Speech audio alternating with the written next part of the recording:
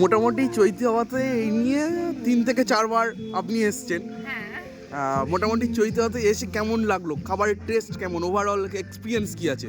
চৈতি হাওয়া খুব ভালো, এনভায়রনমেন্টটা খুব ভালো। প্রথমত, দ্বিতীয়ত চৈতি হাওয়ার খাবার ফুড কোয়ালিটি ইজ গুড, সত্যি খুব ভালো।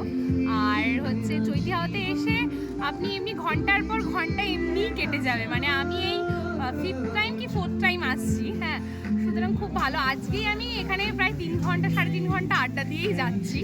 আপনারা যারা আসতে চাইছেন, চৈতি হাওয়া অ্যাপ্রোপ্রিয়েট। আর খাবার খুব ভালো, আর সবার সাধ্যের মধ্যে খাবারের প্রাইসটা, সুতরাং সবাই আসতে পারেন। সব কিছুই ঠিকঠাক আছে।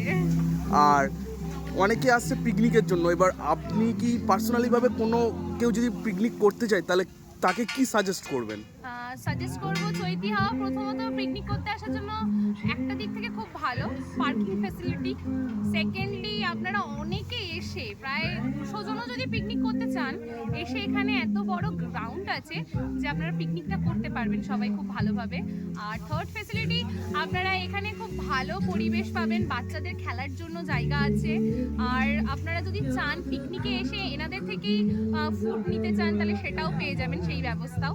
আর আপনারাও যদি মনে করেন যে আপনারা আসবেন শুধু পিকনিক করতে, আপনারাই রান্না বান্না সব করেন, সেই ফ্যাসিলিটিটুকু এখানে দেওয়া হবে সব কিছু। আর কোনো কিছু ইমপ্রুভমেন্ট? সবই ঠিকঠাক আছে, সব ঠিকঠাক আছে বলেই আমি 4 বার এলাম।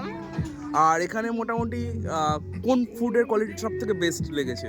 আমার বেস্ট লেগেছে পকোড়াটা খুব ভালো, চাটা খুব ভালো, কফিটা আরও ভালো চায়ের থেকে। শীতকালে চায়ের থেকে বেশি কফি ভালো লাগে, তো এই জন্য। আর সব কিছুই তো ভালো। আচ্ছা, থ্যাংক ইউ। ও হ্যাঁ, থ্যাংক ইউ।